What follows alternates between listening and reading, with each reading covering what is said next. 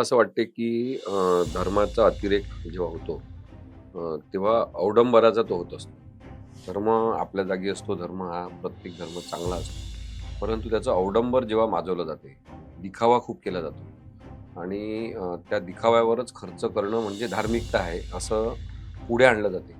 तेव्हाच आपण पाहतो की असे बुवा बाबासुद्धा वाढलेले असतात. आपला समाज म्हणून जो स्वभाव आहे, तो धर्मांधतेकडे जाणार आहे. त्याबद्दलही आपण आता कडक कायदा करायचा का याचा विचार केला पाहिजे. हे सगळं प्रकरण राज्यामध्ये गाजत असताना अर्थातच विधिमंडळ अधिवेशनामध्ये त्याचे पडसाद उमटणं स्वाभाविक होतं आणि तेच घडलं. आणि मुख्यमंत्र्यांनी तिथे स्पष्टपणे सांगितलं की मी अ, कुणी म्हणजे कॅप्टन खरात असतात किंवा अशा प्रकारची गुंडगिरी जी आहे तर ती खपवून घेणार नाही, त्याला जरब बसवल्याशिवाय राहणार नाही. खरोखर शासन या संदर्भात संवेदनशील आहे, गांभीर्याने प्रयत्न करतंय किंवा आणखी काय करायला पाहिजे? अशोक खरात हा एक व्यक्ती नाही, ती प्रवृत्ती आहे असं मला वाटतं. राजकीय नेते ज्यांचा स्वतःच्या कर्तृत्वावर विश्वास नाही, ते लोक जास्त या बुवाबाजीच्या नादी लागतात. वर्तमान परिस्थितीमध्ये आपण जे आहे ते न पाहता भविष्यात आपण काहीतरी आपोआप कसं होणार याच्यावर अवलंबून राहणारी मानसिकता तयार करणं म्हणजे मानसिक गुलामगिरीच आहे असं म्हणणं आहे काही जणांचं. विवेकाने वागायचं आणि अंधश्रद्धा कोणत्याच पाळायच्या नाही असं म्हटल्याशिवाय वैज्ञानिकता येणार नाही. मानसिक हालत खूप खराब झालेली आहे सगळ्या समाजाची. एवढे पुरोगामी विचार असलेले महात्मा फुले आणि मग त्यांचं नाव घेणाऱ्या चाकणकर मॅडम. काय आपण काय म्हणजे तारतम्य कुठे जुळते यांचं? नमस्कार, टॉप न्यूज मराठीमध्ये आपलं स्वागत. मी अरुण मेहत्रे आणि आपण पाहतात टॉप न्यूज संवाद. मंडळी, सध्या राज्यामध्ये एकाच विषयाची चर्चा सुरू आहे आणि तो म्हणजे नाशिकचं कॅप्टन खरात प्रकरण. हा एक भोंदू बाबा, त्यानं कशा पद्धतीनं लोकांची फसवणूक केली, महिलांचं शोषण केलं आणि विशेष म्हणजे अगदी बडे बडे मोठमोठे लोक, नामवंत लोक या सगळ्या प्रकरणामध्ये कसे सहभागी होते, ते कसे त्यांची देखील कशा पद्धतीनं फसवणूक झाली, ते देखील कसे यामध्ये अडकले, या सगळ्या विषयीची चर्चा सध्या सुरू आहे. आणि त्यामुळे आज या राज्यामध्ये चाललंय तरी काय असा प्रश्न उभा राहतो. आणि याच अनुषंगाने आज आपण बोलणार आहोत आणि त्यासाठी माझ्यासोबत आहेत ॲडव्होकेट असीम सरोदे. असीमजी, आपलं आमच्या स्टुडिओमध्ये स्वागत. असीमजी कायद्याचे अभ्यासक आहेत, त्याचप्रमाणे एक सामाजिक कार्यकर्ते देखील आहेत आणि म्हणून आपण या विषयावरती त्यांना आज काही प्रश्न विचारणार आहोत. आता पहिला प्रश्न, अर्थातच मी ज्याचा उल्लेख केला की आपण ज्या महाराष्ट्राला पुरोगामी म्हणतोय, तो महाराष्ट्र नेमका चाललाय तरी कुठे? असीमजी. मला असं वाटते की धर्माचा अतिरेक जेव्हा होतो, तेव्हा अवडंबराचा तो होत असतो. धर्म आपल्या जागी असतो. धर्म हा प्रत्येक धर्म चांगला असतो. परंतु त्याचं अवडंबर जेव्हा माजवलं जाते, दिखावा खूप केला जातो आणि त्या दिखाव्यावरच खर्च करणं म्हणजे धार्मिकता आहे, असं पुढे आणलं जाते. तेव्हाच आपण पाहतो की असे बाबासुद्धा वाढलेले असतात आणि हे आत्ताचं प्रकरण नाही, काल घडत आलेलं प्रकरण आहे. आपला समाज म्हणून जो स्वभाव आहे, तो धर्मांधतेकडे जाणार आहे आणि त्यामुळे तो जोपर्यंत बदलत नाही, तोपर्यंत अशा बुवा महाराजांचं पेव फुटत राहील. अनेकदा अनेक वर्षांपासून आपण पाहिलं की बुवाबाजी विरुद्धचे आंदोलनं झाली, चळवळी झाल्या. अ, खूप चांगल्या पद्धतीने सांगणारे संत गाडगे महाराज आपण पाहिले की जे अंधश्रद्धा मानू नका असं सांगण्याचा प्रयत्न केला. महात्मा फुलेंनी सांगितलं. परंतु समाजामध्ये काही बदल होताना आपल्याला दिसत नाही. तेवढ्यापुरती तो बदल होतो आणि नंतर परत आपण पूर्वपदावर येतो काय असं वाटते. आता मी परवा वसईला होतो आणि उत्तम कांबळे सर माझ्यासोबत होते, जे सकाळचे संपादक होते. त्यांनी मला सांगितलं की 2004 मध्येच आम्ही या खरात या व्यक्तीबद्दल अनेक स्टोरीज केल्या. आणि खूप जणांनी आता म्हणतात, काही जण 2007 मध्ये सुद्धा काही जणांनी त्याच्यावर केसेस किंवा कंप्लेंट केल्या. पण त्या महाराजांना संरक्षण कसं मिळालं? त्यांना संरक्षण कोणी दिलं? कोणत्याही राजकीय पक्षाचे लोक असो. जे अशा व्यक्तींच्या मागे असतात, त्यांना कुठेतरी आपण समजून घेतलं पाहिजे की हे लोक समाजविरोधी आहेत. ते ज्या कोणत्या राजकीय पक्षात असतील. म्हणजे सगळ्याच, म्हणजे आता समजा 2004 मध्ये उत्तम कांबळे सर सांगतात की तेव्हापासून आम्ही त्यांच्याबद्दलच्या स्टोरीज केल्या होत्या. याचा अर्थ सगळ्याच सरकारच्या काळात याची भुंदूगिरी सुरू आहे. पण ती मग पायऱ्या-पायऱ्यांनी वाढत गेलेली आहे. आणि आता जेव्हा त्याचा कडेलोट होतो, तेव्हा आपल्याला दिसते की हा किती भयानक स्वरूपात आपल्या समोर आलाय.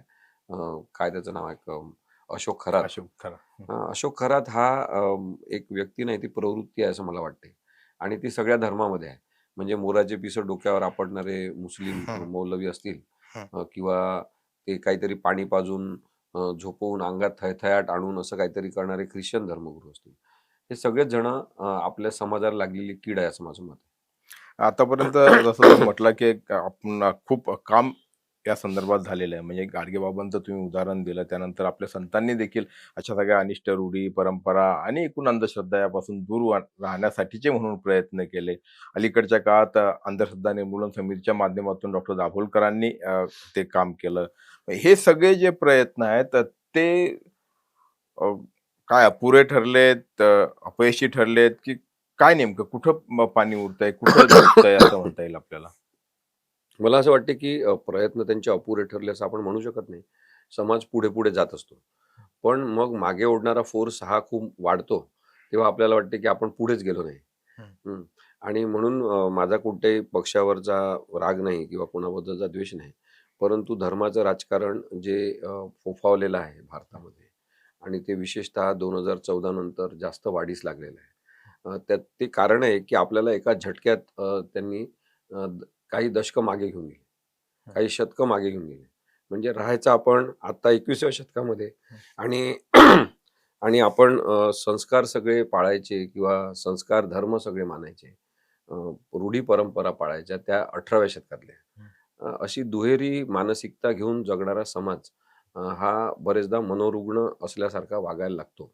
आणि अशा वेळेस मग जे असे धादांत खोटे बोलणारे आहेत, बुवाबाजी करणारे आहेत, अंधश्रद्धा पसरवणारे आहेत, धर्माच्या नावाने अवडंबर केलं तरी चालेल, त्याच्यावर किती पैसा खर्च झाला तरी चालेल. नॉन इश्यूजबद्दल आपण केवळ संवेदनशील होतो आणि त्यात समाजात गैरलागू मुद्द्यांबद्दल एवढं संवेदनशीलता जेव्हा वाढते आणि त्याचं राजकारण सुद्धा केलं जाते, तेव्हा मग हे जे प्रचलित राजकारण आहे, ते मागे नेणार आहे. हं. या लोकांनी तर आपल्याला पुढे नेण्याचा प्रयत्न केला बाकीच्यांनी, म्हणजे जे अंधश्रद्धा निर्मूलनाचं काम करणारे असतील, गाडगे महाराजांपासून संत तुकाराम यांच्यापासून सगळेच जण, त्यांनी पुढे नेण्याची जी कोशिश केली, ती एका झटक्यात मागे आणण्याचे जे प्रयत्न झाले, ते झुंडशाहीतून झालेले आहे. आणि त्याच्याबद्दलचा विचार आपण खूप गंभीरतेने केला पाहिजे असं वाटतं मला. राजकारणी मंडळी जे बऱ्याचदा या सगळ्या बाबा-बुवांच्या चरणी लीन होताना दिसतात. मग आत्ता तुम्ही ठीक आहे, तुम्ही 2014 नंतरचं उदाहरण किंवा हे अधिक बळावलं असं म्हणत असलं तरी याआधी देखील आपण बघितलं, की कोणी म्हणजे हवेतून अंगठी काढणारे हं, हं. बाबा आणि आणखी कुठलं तरी जल पाजणारे बाबा हे आधी म्हणजे आणि नॉट नेसेसरी की अमुक एका पक्षाचे, सगळ्याच पक्षांचे लोक जे आहेत, तर ही राजकारण्यांमध्ये ही त्यांची काय ही त्यांची त्यांच्या महत्वाकांक्षेपायी होतं, त्यांच्या अगतिकतेपायी होतं, की आणखी काय याच्यामागे? मला असं वाटतं, की मानसिकता जी आहे ती गहाण ठेवलेली आहे लोकांनी. हं, जी सकारात्मकता आहे त्याच्यातली. आणि प्रत्येकाला लवकरात लवकर मोठं व्हायचं आहे. नेतेपदावर जायचं आहे कोणत्यातरी. हं, अशी घाई त्यांना झालेली आहे. त्यामुळे आपला समाज खूप घाईत आहे का? असा एक प्रश्न पडतो. आणि त्याच्यात मध्ये दुसरी गोष्ट अशी आहे, की राजकीय नेते ज्यांचा स्वतःच्या कर्तृत्वावर विश्वास नाही, ते लोकं जास्त या बुवाबाजीच्या नादी लागतात. आपण पाहिलं की समाजासाठी काम करणारे अनेक नेते सगळ्याच पक्षात आहेत. हं, ते काम करून मोठे झाले. काम करून जे मोठे झालेले आहेत त्यांना त्यांच्या अस्तित्वाबद्दलची चिंता राहत नाही. हं, पण अनेक नेते असे वाढलेले जातात, हं, की त्यांना असं वाटतं की आपण रात्री झोपलो तर आपला पक्ष फुटेल का? रात्री आपण झोपलो तर आपलं महत्त्व सकाळी उठल्यावर कमी झालेलं असेल का? आपण नेहमी चर्चेत राहण्यासाठी काय केलं पाहिजे? या सगळ्या दबावाखाली मग कुठेतरी लवकरात लवकर शरणागती पत्करली तरी चालेल, परंतु आपलं पद कायम राहील असा विश्वास देणारा कोणतरी पाहिजे. हं, तर एक प्रकारे हे या रुग्णावस्थेत गेलेल्या नेत्यांचे मानसोपचार तज्ञ आहेत. हं, हे हं, अशोक खरात सारखे लोकं. हं, ज्यांना लोकांची सायकॉलॉजी कळलेली आहे. हं, हं, आणि मग कधी हात पाहून मग कधी अंकशास्त्र तुमच्या जन्मतारखा काय त्याची बेरीज वजाबाकी करून काहीतरी सांगायचं आणि मानसिक आधार द्यायचा आणि ते मानसिक आधार मिळालेले खूप लोकं आजूबाजूला असतात. ते पेरले जातात. हं, सगळीकडे ते पसरवतात, की या माणसाने हात पाहिला आणि त्यांनी सांगितलं ते खरं ठरलं. आणि मग बघू बाबा आपण हे करून, असं आणि मग त्याच्याकडे जातात. पण त्याच्याकडे गेल्यावर, त्याच्यासोबत बसल्यावर, त्याच्यासोबतचे व्हिडिओ, त्याच्यासोबतचे फोटो, त्याच्या संगतीचा असलेला जो वावर आहे, तो सगळा परिणामकारक पद्धतीने बाहेर दाखवला जातो आणि मग त्या नेत्याच्या मागे असलेले कार्यकर्ते विचार करतात की आपले नेते सुद्धा याच्या पाया पडतात, तर आपण सुद्धा मानायला पाहिजे. तर तो एक असा अंधश्रद्धा झुंड एक तयार होते. आणि यात एक प्रकर्षानं जाणवतं काय, की त्यांच्या दुष्कृत्यावरती पांघरून तर घातलं जातं, पण त्यांना संरक्षण दिलं दिलं जातं. मग त्यांना काय त्यांना निधी देणं किंवा मग त्यांच्यावरती जर कुठे एखादी त्यांच्या विरोधात तक्रार आली, तर ती तक्रार होऊन पुढची कारवाई होऊ नये यासाठी प्रयत्न केले जाणं, हे देखील घडतं. त्यामुळे हे त्यापेक्षा अधिक घातक आहे. हे घातकच आहे. आपण शेवटी बेकायदेशीरता आपण वाढवलेली आहे ती, असं मला वाटते. त्यामुळे आपण याचा विचार जास्त केला पाहिजे, की आपण सगळे मिळून सामूहिकरित्या याच्यासाठी जबाबदार आहोत. असे नेते वाढवण्यासाठी आणि भुवाबाज वाढवण्यासाठी. म्हणजे भुवाबाज माणूस त्याचं काम त्याच्या क्षेत्रात करतो आहे. अंधश्रद्धा पसरवण्याचं, श्रद्धांचा बाजार करण्याचं, अंध लोकांचा गैरफायदा घेण्याचं तो काम करतो. पण मग आपले नेते ज्यांना आपण नेते म्हणतो, ते लोकं तरी चांगले आहेत का? की त्यांच्याबद्दलची आपण एक राजकीय अंधश्रद्धा बाळगलेली आहे. त्याबद्दल आपण विचार करायला पाहिजे. त्यामुळे स्वकर्तृत्वावर विश्वास असेल, ते लोकं जे गंडेदोरे न बांधणारे आहेत, त्या अशा अंकशास्त्राच्या मागे न लागणारे आहेत. कोणता दिवस चांगला, कोणता दिवस वाईट असाच विचार न करणारे आहेत. अमावस्या, पौर्णिमा हे मानणारे, त्याच्याबद्दलचं शुभ अशुभ सगळं शकून मानणारे, या सगळ्या लोकांच्या नादी आपण लागायला नको. त्यांच्या तोंडून सुद्धा हा शब्द आला तरी आपण अलर्ट झालो पाहिजे. एवढा वैज्ञानिक समाज आपला आहे का? मग वैज्ञानिकतेच्या संदर्भात तर मला असं वाटते, की विज्ञान, वैज्ञानिकता यांचा अपमान केला जातोय सगळीकडे. सगळीकडे अपमान केला जातोय. म्हणजे आपण मग नावं घेऊन पण आता बोलू शकतो किंवा नरेंद्र मोदींनी काहीच सांगायची गरज नव्हती असा प्रकार, की त्या गटारातून गॅस काढला आणि मग त्याच्यावर चहा बनवत होता एक माणूस आणि आपल्याकडे असं टॅलेंट आहे. अशा पद्धतीने सांगतात आणि सायन्स भवनमध्ये सांगितलं जाते आणि तिथे सगळेजण टाळ्या वाजवतात. कुणीच आक्षेप घेत नाही. त्याच्यातून काय होते, की आपण प्रस्थापित करतो ना, अवैज्ञानिकता प्रस्थापित करतो. त्याला आपण मान्यता देतो. म्हणजे कोणी कोणत्याही पदावर बसलेला असो, तर अवैज्ञानिकता चालणार नाही, असं सांगायला पाहिजे आपण. म्हणजे आत्ता मला कोणीतरी सांगत होतं, की एका जणाने आंदोलन केलं होतं पंडित नेहरूंच्या घरासमोर ते पंतप्रधान असताना. त्यांनी तिथे गुलाबाची बाग लावली होती. तर त्या माणसाने एवढ्याचसाठी उपोषण तिथं सुरू केलं, की भारतामध्ये गरिबी आहे. लोकांना खायला मिळत नाही. तुम्ही गुलाबाच्या बागा कशा काय लावू शकता? एवढ्या कारणावरून सुद्धा त्याला ते करू देण्यात आलं होतं. म्हणजे माझं म्हणणं काय आहे, की विरोध सकारात्मक पद्धतीचा समजून घेतला पाहिजे. विरोध चांगल्या कामासाठी केला पाहिजे आणि त्याचं गुन्हेगारीकरण व्हायला नको हे एकीकडे आवश्यक आहे. तर दुसरीकडे ही जी भयग्रस्त नेते मंडळी आहे, जे अंधश्रद्धेच्या आजारी सॉरी आहारी गेलेले आहेत. ते भयग्रस्तच आहेत ना. तर त्यांच्या आजारावर काम करायला पाहिजे. माझं असं मत आहे, की सगळ्या राजकीय पक्षांसाठी विधानसभेमध्ये एक हॉल केला पाहिजे, छोटी रूम केली पाहिजे. लोकसभेमध्ये, राज्यसभेमध्ये केली पाहिजे आणि तिथे मानसोपचार तज्ञ नेमले पाहिजे. जिथे एक कन्फेशन बॉक्स सारखं जे ख्रिश्चन धर्मामध्ये असते, की तिथे त्या फादरला कन्फेशन बॉक्समध्ये माझ्या काय चुका झाल्या, माझं काय बरोबर नव्हतं हे सांगितलं जाते मनमोकळ्या पद्धतीने. तसं ती एक खोली तिथे पाहिजे, की मनमोकळ्या पद्धतीने राजकीय नेत्यांनी आपल्याबद्दलचं सांगितलं पाहिजे, की माझ्या मनात ही भीती निर्माण झाली आहे. माझ्यात हे भयगंड निर्माण झालेला आहे हा. याच्याबद्दल मी काय करू? तर यांचं मानसिक उपचार करत आपण यांना चांगलं करू शकतो का? हा एक विचार केला पाहिजे असं वाटतं. फक्त राजकारणीच नाही, तर मग आता समाजातले शिकले सवरलेले लोक किंवा इतर म्हणजे त्याच्यामध्ये अधिकारी आपण बघितलं या खराच प्रकरणामध्ये प्रशासकीय अधिकारी आहेत. आणि त्याचप्रमाणे सर्वसामान्य घरातल्या महिला, गृहिणी, अ, तरुणी ह्या देखील आहेत आणि त्यात तर असं आहे की त्यांचं शोषण देखील या बाबाकडून केलं गेलं. अ, तर महिलांवरती ही वेळ काय येते? महिला एका अर्थाने त्या पीडित आपल्याला म्हणता येतील की तर त्यांना तिथपर्यंत का जावं लागतंय आणि त्यांच्यावरती मग असा हा प्रसंग किंवा हे अनुभव त्यांना येतात. हां, मुलं-बाळं झाले पाहिजे, निःसंतान आपण नसलो पाहिजे. ही एक खूप मोठी भावना समाजामध्ये अजूनही आहे. आणि मग त्याच्यात आपण हे समजून घेतलं पाहिजे, की विकी डोनर सारखा सिनेमा आला. हं. तर वीर्य दान करता येऊ शकते ना. वीर्य आता प्रिझर्व्ह करता येऊ शकते. तर आपण सायंटिफिक तंत्रज्ञानाचा वापर न करता त्याचा एक बाऊ मानतो. तिथे जाणं फार कमतरता लोकांना वाटते. म्हणजे पुण्यामध्ये आता सुरू झालेत तसे सेंटर, मुंबईमध्ये आहेत, भारतभर झाले आहेत. मग त्या वीर्यदान केंद्र किंवा त्याचा वापर करून आपण गर्भवती होणं आणि मूलबाळ असलंच पाहिजे ही इच्छा पूर्ती करून घेणं. हे विज्ञानाच्या दृष्टीने शक्य असेल, तर आपण अवैज्ञानिक दृष्टिकोनातून त्या बुवा महाराजांकडे जातो. तर मग ते त्याचा गैरवापर करणार. म्हणजे आता जसा हा माणूस काहीतरी गुंगीची औषधं देत होता म्हणतात. हं. मग तो स्त्रियांचा वापर करत होता. हे सगळं करण्यापेक्षा आपण सायन्सचा का आधार घेतला नाही? असा प्रश्न त्यांच्या घरच्या सगळ्यांनाच आपण विचारायला पाहिजे. समाजातल्या सगळ्या लोकांना विचारायला पाहिजे. याबद्दल ची सोय म्हणजे काय म्हणतो आपण त्याला वीर्य दान करून ते हं, विकी डोनर सारखं हं, जे आहे तशा प्रकारची दान करण्याची पद्धत वाढवली पाहिजे. आता हे आधुनिक दान आहे. हं. काय हरकत आहे असं दान आपण करायला? आणि त्याचा वापर करायला काय हरकत आहे? त्याच्याबद्दलचा स्टिग्मा आपण काढायला पाहिजे. तर मग मला असं वाटतं की ती वैज्ञानिक व्यवस्था स्वस्त दरामध्ये अप्रोचेबल डिस्टन्सवर लोकांसाठी उपलब्ध करून दिली. ती महाग आहे आता व्यवस्था. हं.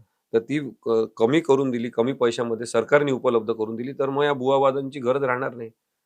माझं काय म्हणणं आहे, कोर इश्यूबद्दल आपण विचार करायला पाहिजे, की मूलबाळ न होणं हे आपण असा एक मोठा हे करून ठेवलेला आहे, बाऊ असा, की मूलबाळ नसेल तर मग आता संतती नसेल तर मला अग्नी कोण देणार? मग मला मोक्ष मिळणार का? या सगळ्या कल्पनांमध्ये मूल असणं महत्त्वाचं असेल, तर मूल वैज्ञानिक दृष्टिकोनातून तुम्हाला होऊ शकते आणि त्यासाठी सरकार सबसिडाइज पद्धतीने तुम्हाला मदत करेल. अशी काहीतरी योजना का नाही आणत आपण? मग कशाला या बुवाबाजांची गरज पडेल? मला वाटतं समाजातलं किंवा कुटुंबातल्या महिलेचं किंवा स्त्रीचं स्थान हा देखील त्यामध्ये एक महत्त्वाचा घटक आहे. म्हणजे तिला कदाचित असंही होऊ शकतं, की बाबा-बुवाकडे जाण्यासाठी प्रवृत्त केलं हो, जाण्याची नक्कीच देखील प्रवृत्त शक्यता आहे. केलं जाते असं मला वाटते. अरुण, तुम्ही हा खूप महत्त्वाचा मुद्दा हं, घेतलाय, की स्त्रियांना त्यांची डिसिजन मेकिंग पॉवर वापरताच येत नाही. त्यांना कुटुंबाच्या दबावाखाली वागावं लागते. त्या घरात राहायचं असेल तर कुटुंबाला दिवा दिला पाहिजे. मग कुटुंब त्याला काय तिलक म्हणतात किंवा हमारे घर में तिलक चाहिए. मग आता त्याच्यात असं करताना त्या बाईचं शोषण होते हे नक्कीच आहे. ते तिच्या मर्जीनी किंवा तिच्या मर्जीविरुद्ध अशा दोन्ही प्रकारे होत हं. असते. आणि त्यामुळे भक्ष्य शेवटी ती ठरते. म्हणजे आता जे व्हिडिओ येत आहेत त्याच्यामध्ये सुद्धा आपण ते व्हिडिओ पाहतोय सगळेजण. परंतु त्या व्हिडिओमधल्या त्या बाईला हे माहिती नाही त्यावेळेस, की तो व्हिडिओ काढला जातोय. आता सुद्धा हे तिला माहिती नाही की हा व्हिडिओ प्रसारित होतोय.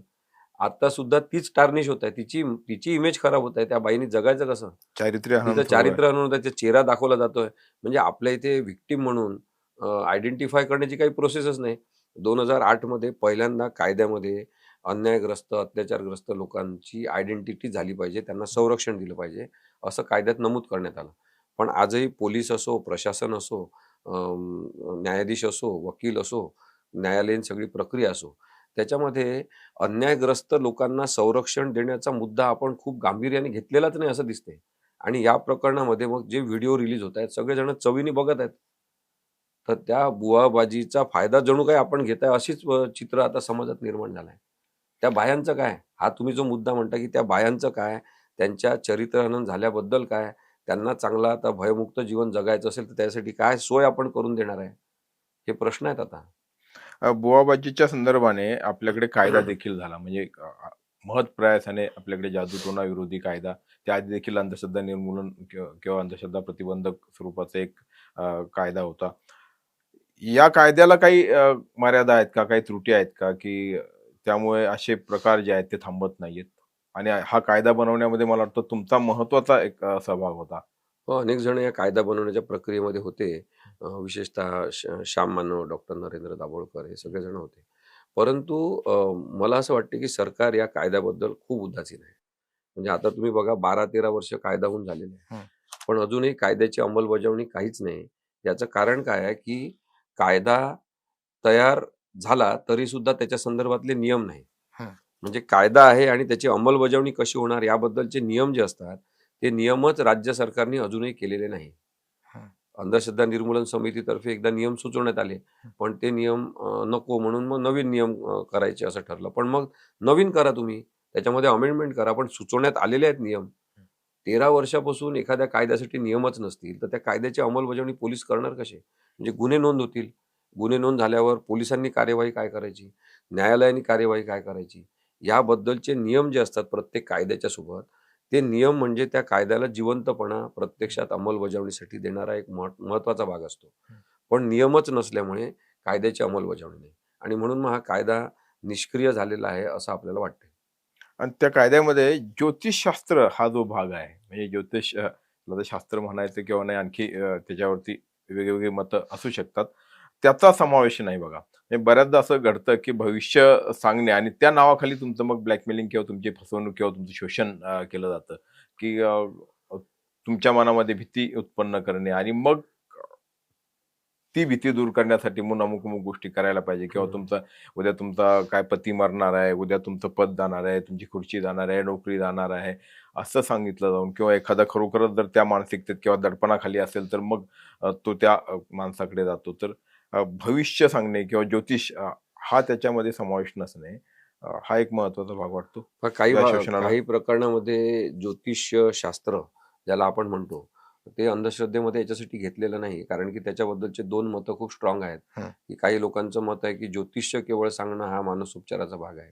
त्या माणसाचा समाधानाचा एक मुद्दा तयार होतो. हं, जगण्यासाठी सकारात्मक ऊर्जा त्यातून मिळते, असं काही जणांचं म्हणणं हं, आहे. तर अनेकांचं म्हणणं आहे, की थोतांडाची सुरुवात ज्योतिष्य सांगण्यापासून होत हं, असल्यामुळे ज्योतिषशास्त्राला आपण खूप जास्त मान्यता मिळवून द्यायला हं, हं, नको. हं, आणि त्यात ते बंदच झालं पाहिजे ज्योतिष सांगणं. हं, तर वर्तमान परिस्थितीमध्ये आपण जे आहे ते न पाहता भविष्यात आपण काहीतरी आपोआप कसं होणार हं, ह्याच्यावर अवलंबून राहणारी मानसिकता तयार करणं म्हणजे मानसिक गुलामगिरीच आहे असं म्हणणं आहे काही जणांचं. हं, पण मग त्याच्यामध्ये एक कायद्यामध्ये महत्त्वाचं सांगण्यात आलेलं आहे, की जर ज्योतिष्य सांगण्याच्या प्रक्रियेचा वापर हा दबाव टाकण्यासाठी, शोषण करण्यासाठी आणि त्याच्यातून अंधश्रद्धा, की तुम्ही असा नरबळी द्या, मग हे असं-असं होणार. हं. असे काही प्रकार सांगितले असतील, तर तो ज्योतिषाचा प्रकार गुन्हा ठरतो. पण केवळ भविष्य म्हणून काहीतरी सांगितलं असेल, हं, तर त्याला कायद्यामध्ये तशा पद्धतीची सूट देण्यात आली असं दिसते. हे तुमचं म्हणणं बरोबर आहे. परंतु त्याबद्दलही आपण आता कडक कायदा करायचा का याचा विचार केला पाहिजे. शेवटी वैज्ञानिकता स्वीकारायची असं पूर्ण ठरवलं आपण, हं, की विवेकाने वागायचं. असं आपण ठरवलं सगळं. तर मग विवेकाने वागायचं आणि अंधश्रद्धा कोणत्याच पाळायच्या नाही असं म्हटल्याशिवाय वैज्ञानिकता येणार नाही. वैज्ञानिकताच पाळायची असं 100% ठरवलं तर मग ह्या सगळ्या गोष्टी आपल्याला हद्दपारच कराव्या लागतील. हं, आपल्याला कर्तृत्वावर विश्वास असणारा समाज निर्माण करावा लागेल. काय होते की आधी आपली बुद्धी घाण पडते. बुद्धीला बधिरता आली की मग आपण ऐकत जातो दुसऱ्यांचं खरं खोटं याचे ज्ञान न ठेवता आपण खोट्यावर विश्वास ठेवतो आणि कर्तृत्व शून्य होत जातो आपण. त्यामुळे मग त्याच्या आहारी जातो आणि मग आहारी गेलेल्यांची झुंड तयार होते. म्हणजे अ, अत्यंत खराब, गढूळ, विषारी झालेलं पाणी असेल नदीतलं आणि आपण धार्मिकदृष्ट्या त्या नदीला पवित्रता दिली असेल आपल्या धर्मग्रंथांनुसार, तर मग ती नदी स्वच्छ करणं हा आपला धर्म असला पाहिजे. ती नदी जास्तीत जास्त स्वच्छ होईल, त्यातलं पाणी जिवंत होईल. ते विषारी आणि विषाक्त पाणी झालेलं जे आहे त्याच्यामध्ये जलचर सुद्धा जगू शकत नाही असं पाणी झालेलं असेल, तर त्या नदीबद्दलची काळजी घेणं हा धर्माचा भाग असला पाहिजे खरं म्हणजे. पण ते न पाहता आपण कसंही असलं तरी ती धार्मिकदृष्ट्या महत्त्वाची नदी आहे, त्यात जाऊन डुबकी मारणार. मग डुबकी मारली की आपल्याला अनेक आजार होणार. त्वचा आजार होणार, डोळ्यांचे आजार होणार, श्वसनाचे आजार होणार, ताप येणार, अपचन होणार. या सगळ्या गोष्टी सहन करत चालल्या लोकं आणि त्यामुळे त्याच्याबद्दलचं दुःख आपल्या सगळ्यांना व्यक्त करायला पाहिजे, की आपण धर्म मानताना आता विवेकपूर्ण पद्धतीने जर त्या धर्माचा विचार करू शकलो, तर आपण समाज म्हणून मोठं होणार, समाज म्हणून व्यापक होणार आणि त्यासाठी वैज्ञानिक दृष्टिकोनाशिवाय पर्याय नाही.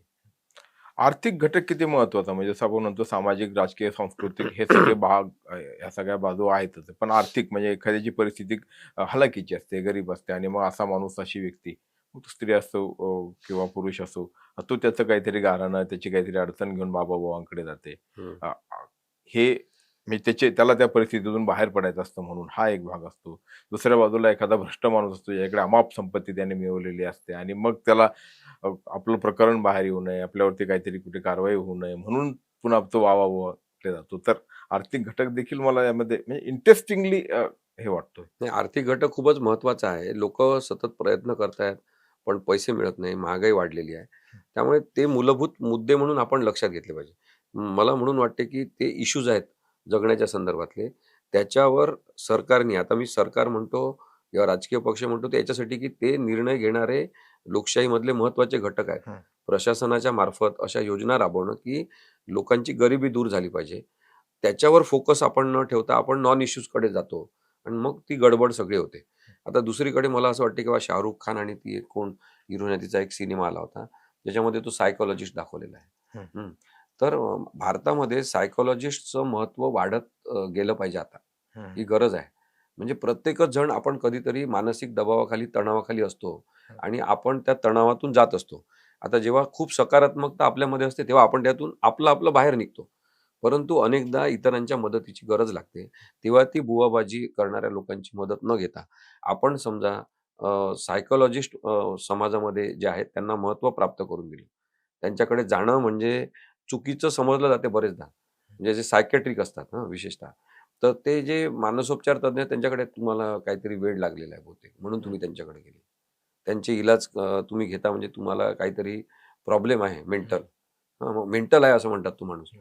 आता हे मेंटल म्हणणं त्याच्यामुळे काय होतंय, की अत्यंत वैज्ञानिक दृष्टिकोनातून काम करणाऱ्या माणसाकडे गेलं तर तुम्हाला कदाचित काळिमा फासला जातो जणू काही. तुमच्या चारित्र्यावर असं होते आणि बुवाबाजी कडे गेलं तर काहीच होत नाही. त्यांना चांगलं म्हणतात सगळेजण. हे चित्र कसं बदलायचं? हा महत्त्वाचा प्रश्न आहे.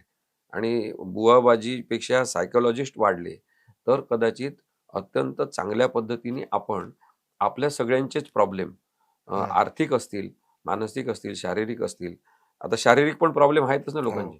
मग ह्या सगळ्यांवर आपण उपाय शोधू शकतो. त्यासाठी आपण स्वतःला ताकदवान करू शकतो. शेवटी ती मनःशक्ती म्हणतात ती काय असते? हं. मनाची ताकद आहे. हं. खूप नकारात्मक परिस्थिती असेल, विरोधाभासी परिस्थिती असेल, तरी आपण याच्यात बदल घडवून आणू शकतो. हा विश्वास जे निर्माण करतात सायकॉलॉजिस्ट, हं. परदेशामध्ये किती महत्त्व त्यांना देतात ते लोकं. रेग्युलरली त्यांची ट्रीटमेंट घेतात, त्यांच्यासोबत सेशन्स ठेवतात, चर्चा करतात आणि खूप चांगल्या पद्धतीने त्यातून बाहेर येतात त्या परिस्थितीतून. आपण तसं करण्यासाठी प्रयत्न विशेष प्राधान्याने आता करण्याची गरज आहे. तर हे बुवाबाज जे लोकं आहेत ते आता जातील. बरं आता आधी बुवाबाजी करणारे होते ते विशिष्ट कपडे घालायचे म्हणजे मुस्लिम अ, धर्मातले असतील ते हिरवे कपडे कफनी हं, म्हणायचे ते हं, हं. घालायचे. आपले हिंदू धर्मातले ते भगवे घालायचे. हं, हं. कोणी असतील ते अजून कोणते पांढऱ्या रंगाचे घालतात. पण आता तसं काही राहिलं नाही. ते सुटाबुटात असतात. म्हणजे आपल्याचसोबत वावरणारे, आपल्याचसारखे दिसणारे, आपल्यासारखेच कपडे घालणारे, काही विशेष अवतार-बिवतार धारण न करणारे आणि तरीसुद्धा त्यांचं एवढं चालतंय. तेव्हा तुम्ही लक्षात घेतलं पाहिजे, की आपली मानसिक हालत खूप खराब झालेली आहे सगळ्या समाजाची. त्याच्याबद्दलची ट्रीटमेंट कोण करणार? तर ती करण्यासाठी आपल्यालाच सगळ्यांना मिळून पुढाकार घ्यायला पाहिजे. मग खरं तर सगळ्या समाजालाच ट्रीटमेंटची आवश्यकता आहे. म्हणजे असं आता म्हणजे या प्रकरणामध्ये बघितलं तर महिला आयोगाच्या अध्यक्षा म्हणजे ज्यांना आता राजीनामा द्यावा लागला, रुपाली चाकणकर. तर त्यांचं सुरुवातीला नाव आलं आणि मग त्यांचे ते फोटो आणि त्यानंतर मग कशा पद्धतीनं सोशल मीडियावरती म्हणजे एका अर्थाने आता अ, त्या याला जबाबदार आहेत अशा आशयाची टीका किंवा आरोप देखील झाले. किंबहुना दुसरी बाजू अशी आहे, की त्या स्वतः त्याच्या बळी ठरल्या किंवा हं. पीडित म्हणून अ, त्यांच्याकडे पाहावं लागेल अशी देखील परिस्थिती आहे. आज म्हणजे त्यांचं राजकीय जे भवितव्य आहे किंवा अस्तित्व आहे ते उद्ध्वस्त झालेलं आहे. अशी देखील परिस्थिती आहे. हे याच समाजात घडतंय. पण काही नेते मोठे होतात, ते कशाच्या भरोश्यावर होतात, याचा अंदाजच आपल्याला लावता येत नाही. आणि मग रुपालीताई चाकणकरांसारख्या व्यक्ती जेव्हा मोठ्या होतात, तेव्हा त्या कशाच्या आधारे मोठ्या झाल्या? कशाच्या आधारे म्हणजे कोणत्या कामाच्या आधारे त्यांना महिला आयोगाचं ते पद दिलेलं होतं? याचा आपण किती अभ्यास केला तरी कन्क्लुजन काही तसं निघत नाही. हं, हं. हं. मग पाठांतरं केलेले भाषणं करतात. महात्मा फुलेंचं नाव घेतात. पण मग महात्मा फुले तुम्ही वाचले का? सावित्रीबाई फुलेंचं जीवन तुम्ही वाचलं का? समजून घेतलं का तुम्ही? मग एवढे पुरोगामी विचार असलेले महात्मा फुले आणि मग त्यांचं नाव घेणाऱ्या चाकणकर मॅडम. काय आपण काय म्हणजे तारतम्य कुठे जुळते यांचं? आणि मग त्यांना आपण पाहतो त्या महाराजाचे पाय धुताना, तो जो हं, अशोक खरात आहे त्याचे पाय धुतात. मग ते तीर्थ पण पित असतील कदाचित. हं, आणि काय-काय झालं असेल हं, आपल्याला माहिती नाही. त्यांनी सांगितल्याशिवाय आपल्याला हं, कळणार नाही. परंतु अ, अशा गैरलागू पद्धतीने वावरणाऱ्या केवळ काहीतरी आपण म्हणू बाह्य स्वरूपाच्या काही कारणांवरून नावारूपास आलेल्या व्यक्ती यांना राजकारणामध्ये आपण मोठ्या-मोठ्या पदावर जाताना बघतो. तेव्हा ते दुःखद आहे असं समाजाला सामूहिकपणे वाटते का? हा मुद्दा आहे. हं. ते सामूहिकपणे वाटलं पाहिजे. म्हणजे एखाद्या असा मोर्चा निघतो का, की नाही बाबा यांना म्हणजे यांचं हे वागणूकच चांगली नाही म्हणून यांना काढा. असा मोर्चा निघत नाही ना. आपण खूप गंभीर आरोप झाल्याशिवाय, शोषणाचे उदाहरणं आपल्यासमोर आल्याशिवाय, दृकश्राव्य पद्धतीने आपल्याला दिसल्याशिवाय ते सगळं, आपण त्या माणसावर आरोपच करत नाही. आणि आपण विश्लेषण करत नाही कोणाच्याच व्यक्तिमत्त्वाचं. हे अत्यंत वाईट आहे. पण मग त्याच वेळेस आपण पाहतो की जे रचनात्मक काम करतात त्यांचं मात्र विश्लेषण होत राहते. म्हणजे काहीतरी समाजामध्ये बदल घडवून आणा, परिवर्तन घडवून आणा, मुद्दाम काहीतरी करावं लागेल असं सांगतात. त्यांना कधी-कधी म्हणतात, की राष्ट्रद्रोही आहे म्हणतात. हं. असं चालत नाही ना. आपल्या देशावर प्रेम असेल तर आपल्या देशातल्या प्रत्येक घडामोडी संदर्भात आपण अत्यंत चांगल्या पद्धतीने विचार करू शकलो पाहिजे, असं मला नेहमी वाटत असतं. आणि मी तशा पद्धतीने विचार करण्याचा प्रयत्न करतो. माझ्यासोबत जे असतात त्यांना सांगण्याचा प्रयत्न करतो. पण आता तुम्हाला माहीत आहे, की माझ्यासोबत अ, माझ्या भावासारखे असणारे संजय जाधव ते काम करतात. पण मी त्याला अजून पण सांगू शकलो नाही अंधश्रद्धा पूर्णपणे टाकून द्यायला. तो करतो ना. अजूनही तो करतो. माझ्यासोबत राहून पण त्याच्यावर परिणाम झालेला नाही. कारण की परिणाम करून घ्यायचाच नाही असं आपण ठरवलेलं असेल आणि समाजाच्या दडपणाखाली आपल्याला सगळ्यांनी चांगलं म्हटलं पाहिजे. माझ्या आईचं समजा निधन झालं, तर म्हणजे संजय जाधव यांच्या आईचं निधन झालं. तर जाधवच्या आईचं निधन झाल्यावर त्यांनी ठरवलं की सगळं समाजातल्या चालीरीतीनुसार करायचं. मग ते कावळा शिवला पाहिजे, हे सगळं ठेवलं पाहिजे, पिंडदान केलं पाहिजे. त्याला तर मी कितीदा सांगितलेलं आहे, की "नाही बाबा, हे असंच करणं चुकीचं आहे, आवश्यक नाहीये. आपण बदललं पाहिजे कधीतरी." "नाही, मग आता करून टाकतो. माझ्या आईचं मोक्ष मिळाला नाही तर." सगळेजण लोकं तसं म्हणतात. पण मग गरिबी असताना आपण जो विचार करतो, तो पैसे आल्यावर आपण अ, मेलेल्या व्यक्तीबद्दल पैसे खर्च करून आपल्याला त्यांच्याबद्दलचं प्रेम व्यक्त करण्याचं म्हणजे उचंबळून येते अचानक. हं. म्हणजे आजारी असेल एखादा माणूस, तर आपण त्याला वाचवण्याचे शर्थीचे प्रयत्न करतो. हं, नाही किती पण पैसे खर्च झाले, तर माणूस वाचला पाहिजे. हं. हं. मेला माणूस की मग आपल्याला सगळ्यांना दाखवायचं असते, की मी किती प्रेम करतो त्या व्यक्तीवर. त्यासाठी मग सगळे खर्च अवडंबर म्हणून केले तरी चालतील. तर हा जो दिखावा आहे ना, हा रद्द केला पाहिजे आपल्या मनातला. त्याच्याशिवाय आपण सुधारणार नाही. नाही, भावनेशी जोडल्या जातात अनेक गोष्टी. हा एक हां. त्यातला भाग असतो.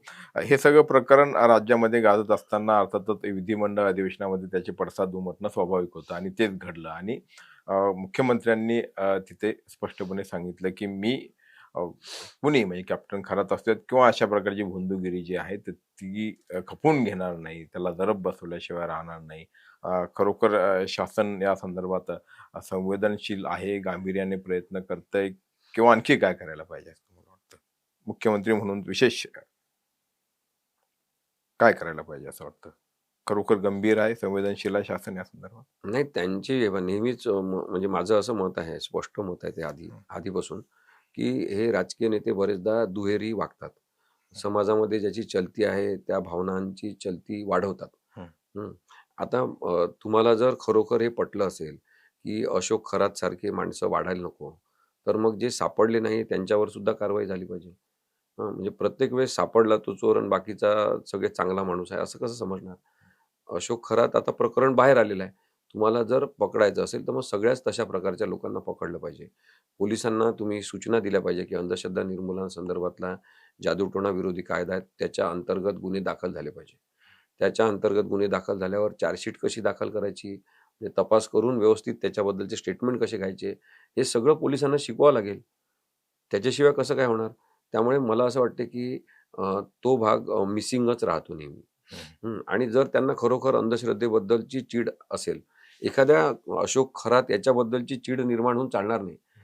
त्या अंधश्रद्धेबद्दलची, अवैज्ञानिक पणाबद्दलची चीड आली पाहिजे. ती चीड दिसते का त्यांच्या वागण्यामध्ये मुख्यमंत्र्यांच्या? ती चीड असेल तर मग त्यांनी ते नाशिकमध्ये एवढ्या मोठ्या प्रमाणात कुंभमेळ्यावर मी खर्च करणार नाही असं ठरवायला पाहिजे. आजही महाराष्ट्रामध्ये 3 शेतकऱ्यांच्या आत्महत्या होतात. गरिबीमुळे असेल, कर्जबाजारीपणामुळे असेल, पण संसाधनं नसल्यामुळे आत्महत्या होतात ना. मग एवढा पैसा तुम्ही त्या नाशिकच्या कुंभमेळ्यात खर्च करणार. तिथे आपण काही बोललो, की लगेच ते म्हणणार, "नाही, हिंदू साधूंना काही म्हणायचं नाही." मग कशासाठी मग राग-बीग पासून निघता? भस्म म्हणून त्याचं आपण स्वीकार करायचा का? म्हणजे आपण ओंगळवाणं प्रदर्शन जे धर्माचं करतो, त्याच्याबद्दलचं तुम्ही एकदा पण कधी बोलत नाही. तिथं तुम्ही लावून धरता. नाही झाडं तोडले तरी चालतील, पण तिथे साधूंसाठी साधूग्राम झाला पाहिजे. काय म्हणजे ही जी दुहेरी सांगण्याची पद्धत आहे, त्याच्यामुळे माझा मुख्यमंत्र्यांच्या सांगण्यावर विश्वास बसत नाही. माझ्यासारख्या अनेकांचा बसत नाही. मला असं वाटतं, सुप्रिया की सुळेंनी मात्र त्यांचं कौतुक केलंय, की त्यांनी जे काही म्हटलंय, की आम्ही खपवून घेणार नाही. तर नरेंद्र दाभोलकरांनी जे काही काम केलं त्याचा वारसा मुख्यमंत्री चालवतायत असं त्यांनी त्यांच्या एका म्हणजे विधानात सुप्रिया म्हटलं. सुळेंचं काय झालंय, की त्या स्ट्रॅटेजीच्या नावाखाली हं, अ, अत्यंत संधीसाधू पद्धतीने वागत आहेत, असं आम्हाला सगळ्यांना वाटते. हं, हं, की तुम्ही म्हणजे तुमचे वडील अत्यंत निधर्मी पद्धतीने वागले. तुमचे काका काका नाही सॉरी भाऊ हं. अजितदादा पवार हे अत्यंत निधर्मी पद्धतीने वागले. सगळ्यांसाठी त्यांनी काम करण्याचा प्रयत्न केला. कधी गंडे, दोरे, धागे, अंगठ्या, गळ्यात चेन वगैरे घेऊन फिरले नाही. आणि तुम्ही आता अ, देवदर्शनासाठी जात असाल कोणाच्या, तर जाऊ शकता. तो श्रद्धांचा भाग आहे. परंतु मग राजकारणाच्या सोयीसाठी थेट मुख्यमंत्र्यांची तुलना ही नरेंद्र दाभोळकर यांच्यासोबत करायची. हे काही महाराष्ट्रातल्या लोकांना आवडलेलं नाही.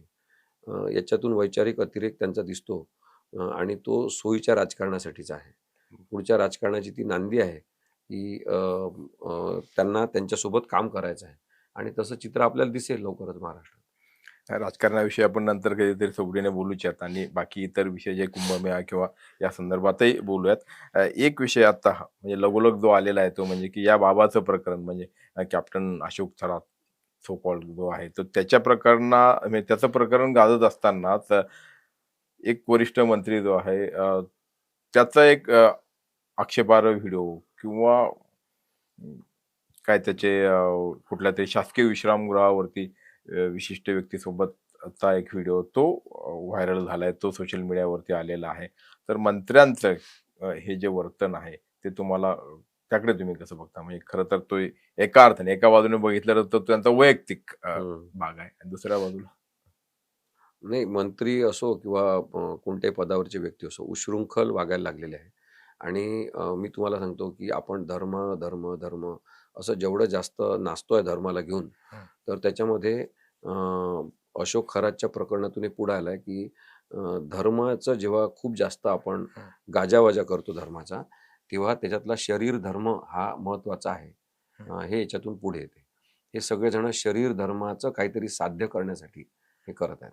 म्हणजे शरीराचा धर्म आहे ना. हो. तो म्हणजे आता ते झिरवळ असो किंवा हिरवळ असो. पण त्यांचं शरीर आहे. त्यांच्या शरीराची काहीतरी मागणी आहे. त्यांच्या शरीराला काहीतरी आनंददायक पाहिजे आहे आणि मग त्याच्यासाठी ते मिळवण्याचा प्रयत्न करताना त्यांना जे कोणी भेटतील त्यांना ते वापरून घेतात, असं चित्र आहे. हे अशोक खरातच्या निमित्ताने अत्यंत स्पष्ट आपल्याला दिसते. म्हणजे जे काही ओशनो वॉटर का काहीतरी ते म्हणतात, ओशनो पाणी कोणतं तरी. ते विकायचे ते काहीतरी. त्याच्यामध्ये ते म्हणतात व्हायग्रा टाकून विकायचे. आता हे जे आणि एक मागे आता एक विधानसभेत एका मंत्र्यांनी चुकून व्याघ्र प्रकल्पाचं व्हायग्रा प्रकल्प म्हणलं. आता हे जे त्यांच्या तोंडात येतात ना हे शब्द, कारण की ही गरज आहे त्यांची. हं. आणि म्हणून माझं काय म्हणणं आहे, की शारीरिक फिटनेसबद्दल पोलिसमध्ये भरती करताना, जेलमध्ये भरती करताना, आपण मिलिटरीमध्ये भरती करताना तपासणी करतो की नाही, तशी अ, एक सायकोमेट्रिक टेस्ट राजकीय लोकांची झाली पाहिजे. आता मी राजकीय का म्हणतोय? कारण की राजकारणाचा प्रभाव घेऊन आपण जगतोय. हे सगळे नेते आपल्याला प्रभावित करत असतात. त्यांचे गट तयार झालेले आहे. त्यांच्या झुंडी तयार झालेल्या आहेत. खूप मोठा लोकसमूह त्यांच्या मागे असतो. तो राजकीय हितसंबंधांसाठी असतो. त्याच्यामुळे यांची सायकोमेट्रिक टेस्ट झाली पाहिजे सगळ्यांची, की मानसिक फिटनेस काय आहे तुमचा? हे पाहिलं पाहिजे आणि त्याच्यानंतरच घेतलं पाहिजे. म्हणजे आता आपण न्यायाधीशांनी संवेदनशीलता बाळगली पाहिजे. पोलिसांनी संवेदनशीलता ठेवली पाहिजे. मंत्र्यांमध्ये संवेदनशीलता असली पाहिजे. असा कायदा नाही करू शकत ना, की संवेदनशीलता असली पाहिजे म्हणून. पण मग काहीतरी टेस्ट तर तयार करावं लागेल आता. आणि म्हणून मग भारतीय संविधानामध्ये जर म्हटलं असेल, की वैज्ञानिक दृष्टिकोन प्रत्येकामध्ये असलाच पाहिजे आणि तुमचं कामच आहे वैज्ञानिक दृष्टिकोन वाढवणं. अशी जर जबाबदारी संविधानाने आपल्याला दिली असेल, तर मग आपल्याला संविधानिक दृष्टिकोनातून वागण्यासाठी म्हणून तसे नेते तयार करण्याची जी काही प्रक्रिया असेल, ती आपल्याला वापरता आली पाहिजे. आणि त्याच्यावर वेगवेगळे विचार झाले पाहिजे. मी काही सूचना केल्या आता तुमच्याशी बोलताना. त्याच सूचना पाळल्या पाहिजे असं काही माझं म्हणणं नाही. पण तशा पद्धतीचं काहीतरी तर झालं पाहिजे, की ज्याच्यामधून आपण कुठेतरी आधुनिकतेकडे जाऊ आणि आपल्याला काही पुरोगामी वगैरे होण्याची गरज नाही. केवळ वैज्ञानिक व्हा. विज्ञान कसं पुढे-पुढे चाललेलं आहे. म्हणजे आधी शक्य होतं का हे, की माणसाचे काही अवयव बदलून त्या माणसाचं वय बदलणं? आधी हे शक्य नव्हतं. त्यामुळे आता ते शक्य झालं केवळ विज्ञानामुळे. तर मग निदान जे शक्य करून दाखवलेलं आहे अशक्य वाटणारं, माणसाचं जे अशक्यच वाटायचं, ते शक्य करून दाखवलेल्या विज्ञानाला तर मानायला पाहिजे की नाही? आपण काय होते, की बाह्य शक्ती म्हणून देव मानतो, भूत मानतो. एकाच नाण्याच्या 2 बाजू आहेत त्या देव आणि भूत. त्या आपण मानतो, पण आपण विज्ञान मानत नाही. मग असं कसं आपण आधुनिक होणार? आधुनिकतेचे सगळे फायदे आपल्याला घ्यायचे आहे, पण आधुनिक व्हायचं नाही. असं म्हटलं तर आपलं मन या 21व्या शतकात आणि शरीर आपलं 18व्या शतकात असं काहीतरी काय म्हणतो आपण त्याला दोलायमान परिस्थितीसारखं. या झिरवळांच्या बाबतीत जसं मी आधी म्हटलं, की हा त्यांचा व्यक्तिगत विषय आहे, असं देखील त्याकडे बघितलं जातं. आणि दुसरं म्हणजे, की कायदा याच्यात नेमकं काय सांगतो? म्हणजे जर कुणाची तक्रार नाही, म्हणजे जसं आपण विवाहबाह्य संबंधाचा विषय आला, की मग ती तक्रार असते. काय पत्नीने तक्रार केली किंवा आणखी काय तक्रारदार असतो इथे, किंवा शोषित ज्याच्यासोबत संबंध ठेवले जातात किंवा जिच्यासोबत संबंध ठेवले जातात त्यांची तक्रार. इथे तसं काही नाही. तर अशा ह्याच्यात कायदा काय सांगतो? आणि मग आपण त्यांना क्लीन चिट द्यायची, की त्यांना आरोपीच्या पिंजऱ्यात उभं करायचं? तेव्हा तुम्ही म्हणता ते व्यक्तिगत आहे, व्यक्तिगत नातेसंबंध, व्यक्तिगत संबंध यांना आपण स्वीकारलं पाहिजे, असं मला नक्की वाटते. हं, परंतु जेव्हा आपण सामाजिक क्षेत्रात काम करतो, हं, तेव्हा आपलं काहीच व्यक्तिगत राहत नाही. हं, हं, हं. म्हणजे विवाहातल्या बऱ्याचशा गोष्टी आधी समजायची किंवा नवरा-बायकोंच्या गोष्टी व्यक्तिगत आहे. पण मग जगभरामध्ये नारा देण्यात आला, की नथिंग इज पर्सनल. हं, हं. जेव्हा तुम्ही अन्याय करता तेव्हा तुमचं कोणतंही पर्सनल नाही. मग ते बाहेर समाजामध्ये येईल, त्याच्यावर चर्चा होईल. आपसात सहमतीने जे कोणते संबंध असतील त्यांचा आदर सगळ्यांनी केला पाहिजे. परंतु राजकीय नेते असतील किंवा सामाजिक क्षेत्रात असलेले सगळेजण असतील, पत्रकार पण असतील, त्यांचं असं काही मग वैयक्तिक राहत नाही. त्यांच्या जीवनाकडे लोकं समान नजरेने पाहतात, की आम्हाला तुम्ही आदर्शच पाहिजे. आता लोकांनी पण आदर्शतेच्या त्यांच्या कल्पना या धार्मिक अधिष्ठानावरच ठेवलेल्या आहेत. त्यामुळे त्यांना ते राजकीय नेते नेक्स्ट टू गॉड पाहिजे असतात. न्यायाधीश हे नेक्स्ट टू गॉड पाहिजेत. म्हणजे देवाचं रूपच आहेत भाऊ तुम्ही. तुम्ही देवासारखेच पाहिजे. हं, हं. मग आता आपण देव मानतो तेव्हा ही गफलत करतो आपण, की देव चांगलेच असतात असं आपल्याला सांगण्यात आलेलं आहे. मग जेव्हा त्या माणसांना कळते, की अरे हा देव नाही, हा आपल्यासारखाच माणूस आहे चुका करणारा आणि त्याच्यामुळे त्यांना धक्का बसतो. म्हणून मग राजकीय नेत्यांना देवत्व देणं हं, हं. हेच मुळात चुकीचं आहे. कोणालाच देवत्व देऊ नये. हं, हं. देवगुण असू शकतात, ते माणुसकी आल्यावरच येतात. ज्याच्यामध्ये माणुसकी आहे त्याच्यामध्ये देवगुण आहे. हं. ते आपण मानायला पाहिजे. पण मग देवत्व दिल्यामुळे काय होते, की तो माणूस माणसांसारखा वागणंच आपण मान्य करत नाही. आणि मग आता झिरवळ यांचा व्हिडिओ आला, तर आपल्याला एकदम धक्का बसतो. हं, मग त्यांची ती शारीरिक गरज असेल, आपण ते का मान्य करत नाही? पण ते जर शोषण असेल, तर ते अमान्य करावं लागतं. ते जर हं. त्या व्यक्तीच्या इच्छेविरुद्ध झालेलं असेल, तर ते अमान्य करायला पाहिजे आणि त्याच्याबद्दल मग बोलायला पाहिजे. शेवटचा प्रश्न, की हे अशोक खरात प्रकरण आतापर्यंत माझ्या माहितीप्रमाणे 8 गुन्हे त्याच्यावरती दाखल झालेत. मग वेगवेगळ्या स्वरूपाचे आहेत. मग ते महिलांचं शोषण असू द्यात, तिथपासून ते काय जादूटोणा प्रतिबंधक कायद्यासंदर्भातले. काय या प्रकरणाचं पुढे होऊ शकतं? खरोखर अशोक खरात गुन्हेगार ठरू शकतो का? म्हणजे आता आरोपी आहे, त्याच्यावरचे गुन्हे सिद्ध होऊन गुन्हेगार ठरू शकतो का? आणि पुढे त्याच्यावरती काय स्वरूपाची कारवाई व्हायला पाहिजे आणि त्यासाठी काय करायला पाहिजे? म्हणजे सर्व स्तरावरती? पण त्यांच्या गुन्ह्याचं स्वरूप त्या अशोक खरातच्या फार व्यापक आहे. हं, म्हणजे त्यांनी वेगवेगळ्या प्रकारचे गुन्हे केलेले आहेत. कदाचित ड्रग्स चा व्यवहार केलेला आहे. काही लोकांना त्यांनी अनावधानाने किंवा गफलतीत ठेवून वीर्य पाजलेलं आहे स्वतःचं. हं. पाणी आणि त्याच्यामध्ये ते Viagra मिक्स करून विकलेलं आहे. त्यानंतर त्याच्यासाठी त्या पाण्यासाठी 8-8 कोटी रुपये घेतले म्हणतात एकेका बॉटलसाठी. आता हे आपल्याला माहीत नाही, सगळ्या कानावर गोष्टी आपल्या येतात. नंतर मग जमिनींचे गैरव्यवहार त्यांनी केलेले आहेत. सरकारकडून मोठे-मोठे फंड घेतलेले आहेत. तर या सगळ्यांमध्ये हळू-हळू त्या गुन्ह्याची उकल त्याच्या होत जाईल, व्याप्ती त्याची समजत जाईल आणि ती आता राज्यापुरतीच मर्यादित आहे असं आपल्याला वाटत असेल, तर कदाचित ती आंतरराज्यीय असेल आणि राष्ट्रीय असेल, तर ते पण पाहायला पाहिजे. तर ते सगळं उघड झाल्यावर त्याला शिक्षा काय होणार हे नक्की होऊ शकते. पण लोकांच्या मनामध्ये शंका काय आहे, की जेव्हा-जेव्हा एस-आय-टी सारखी एखादी चौकशी समिती नेमतात, स्पेशल इन्व्हेस्टिगेशन करण्यासाठी, तर मग त्या विशेष माणसामधलं विशेषत्व जपण्यासाठी ती विशेष चौकशी टीम काम करते का? अशी शंका लोकांना आत्तापर्यंत आलेली आहे. कारण की तसं काम झालेलं आहे. मग क्लीन चिट देण्याचे जे काही प्रकार हं, राजकीय स्तरावरून झाले, ते सुद्धा लोकांनी पाहिलेले असल्यामुळे लोकांना विश्वास मिळण्यासाठी हं, आता खरोखर अशोक खरात आणि त्याच्यासारख्या अनेक लोकांना शिक्षा झाली तरच लोकं विश्वास ठेवायला लागतील, की तुमची चौकशी निष्पक्ष आहे, कोणाला तरी वाचवण्यासाठी नाही आहे. हं, आता हे म्हटलं गेलं, की त्याला वाचवण्याचे प्रयत्न अनेक झाले. म्हणजे 10 दिवसापूर्वी मुख्यमंत्र्यांनी बरोबर. सांगितलं, हो, हो. 10 दिवसापूर्वी आम्हाला माहीत झालं होतं, लुकआउट नोटीस काढली होती. हं. मग 10 दिवसामध्ये सुद्धा त्या किती बायांचं त्यांनी शोषण केलं असेल, काय-काय व्यवहार केले असतील, मग त्याला आपला सपोर्ट आहे असा त्याचा अर्थ होतो. तुम्हाला माहीत होतं, त्याच दिवशी अरेस्ट करायला पाहिजे होती. लुकआउट नोटीस कशाची तुम्ही काढता?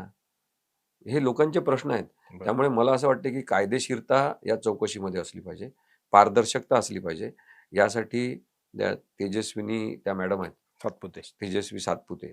तर त्यांनी दररोज प्रेस कॉन्फरन्स घेतली पाहिजे. हं, हं. दररोज जनतेला माहिती दिली पाहिजे खरी, की वस्तुस्थितीनिष्ठ माहिती त्यांनी जनतेला दररोज दिली पाहिजे, की आजच्या एस-आय-टीच्या चौकशीमध्ये हे झालं. असं त्यांनी प्रामाणिकपणे सांगितलं पाहिजे आणि त्याच्याबद्दलचा अहवालसुद्धा त्यांनी लेखी स्वरूपातला ठेवला पाहिजे. आणि जर उद्या कोणी केस दाखल झाली, केस सुरू झाली, तेव्हा कोणी माहितीच्या अधिकारात मागितलं, ती माहिती पारदर्शकपणे उपलब्ध करून दिली पाहिजे. हं, हं. त्यामुळे मला असं वाटतं, की पारदर्शकता जेवढी आपण आणू, तेवढी ही चौकशी चांगली होईल आणि लोकांचा विश्वास कायम ठेवण्यासाठी अशा लोकांना शिक्षा झालीच पाहिजे. हाच एम ठेवला पाहिजे. आणि तशी अपेक्षा आपण बाळगूयात आणि या प्रकरणात म्हणजे खरं तर खरात प्रकरण हे केवळ एक उदाहरण म्हणता येईल. पण यातून अनेक गोष्टी किंवा अनेक बाबी समोर आल्यात. विशेष म्हणजे की सामाजिक, सांस्कृतिक, राजकीय अधःपतन कशा पद्धतीनं होतंय. इतकंच नाही तर नैतिक आणि कायद्याचं देखील अधःपतन कशा पद्धतीनं सुरू आहे, हे देखील या निमित्ताने समोर आलंय. भविष्यामध्ये या सगळ्या गोष्टींना आळा बसेल अशी अपेक्षा आपण बाळगूयात. असीमजी, आपण आमच्या स्टुडिओमध्ये आलात आणि सविस्तर चर्चा या विषयावरती केली त्याबद्दल मनपूर्वक आभार. धन्यवाद. तुमची car, electric panel, data server आगीपासून सुरक्षित आहे का? नाही? मग आजच बसवा F protect temperature activated fire suppression device. यामध्ये आहे eco friendly non toxic pressurised liquid, जे आग लागल्यास क्षणार्धात ऍक्टिव्हेट होऊन आगीवरती मिळवते नियंत्रण. बसवण्यास अतिशय सोपे आणि सुटसुटीत टेकालिपचे एक दर्जेदार उत्पादन एफ प्रोटेक्ट.